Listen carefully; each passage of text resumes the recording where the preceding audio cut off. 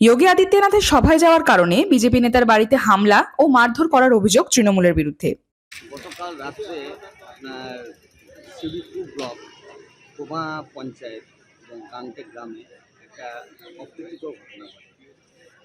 ঘটনাটা সূত্রপাত হয় যোগী আদিত্যনাথের কালকে একটা জনসভা ছিল সিউড়িতে।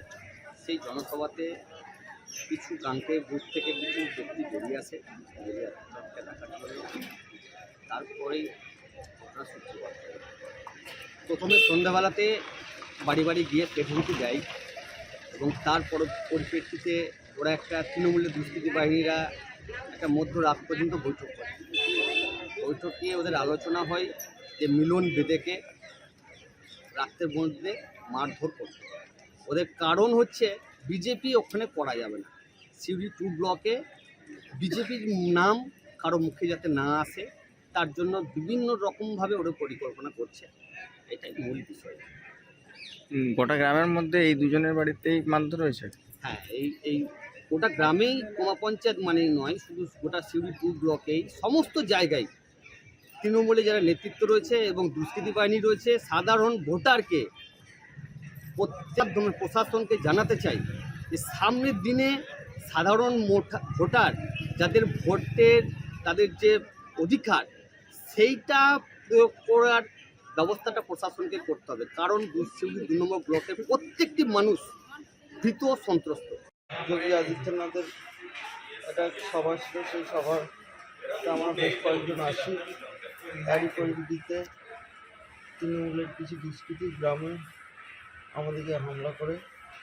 ওরা মিটিংয়ে যাবি কেন, মিটিং করবি কেন, 4-5 জন ফ্যামিলিকে মারে। রাত 12টার সময় মদ ভাঙ খেয়ে পরে হামলা করে এসে আমাকে মারে, আমার ভাইকে। আপনারা কোন দল করেন? আমি বিজেপি করি। কে কে মেরেছে চিনতে পেরেছেন? হ্যাঁ, চিনতে পেরেছি। বুথ সভাপতি সুকেন বেদে, তার ভাই অচিন্ত বেদে এবং বুদ্ধদেব বেদে, তার ছেলে রাহুল বেদে। খাওয়া দাওয়া করে শুয়েছিলাম। শোয়ার পরে ওরা সব স্লোগান দিয়ে কোথাও মিছিল করে এসছে, তো কোমা পঞ্চায়েতে সেখান থেকে মিছিল করে এসে গালাগালি দিয়ে আসছে সারা রাস্তায়।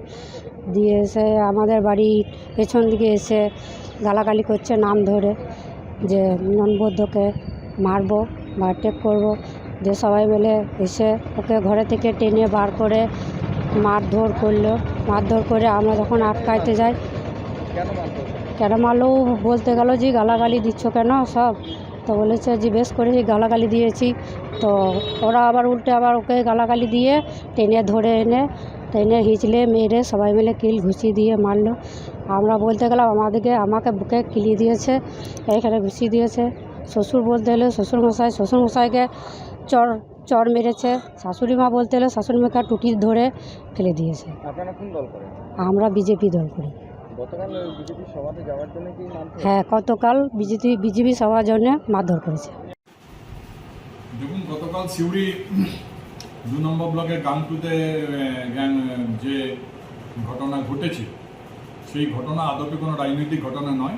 কারণ আমরা তৃণমূল কংগ্রেস বিশ্বাস করে না যে অন্য কোনো রাজনৈতিক দলের অস্তিত্ব বা তাদের কাজকর্ম করা। আমরা কোনোভাবেই চাই না যে অন্য কোনো রাজনৈতিক দলের নেতা বা কর্মীরা তাদের রাজনৈতিক কাজকর্ম বন্ধ করুক। কাজে এই ঘটনা পুরো সম্পূর্ণ ব্যক্তিগত ঘটনা। কেউ যদি গায়ে লেগে পড়ে কোনো মন্তব্য করে নিয়ে ঝগড়া করে থাকে, তাই দায় বা দায়িত্ব কিন্তু কোনোটাই পার্টির নয়, এর সঙ্গে পার্টির কোনো সংযোগ নেই।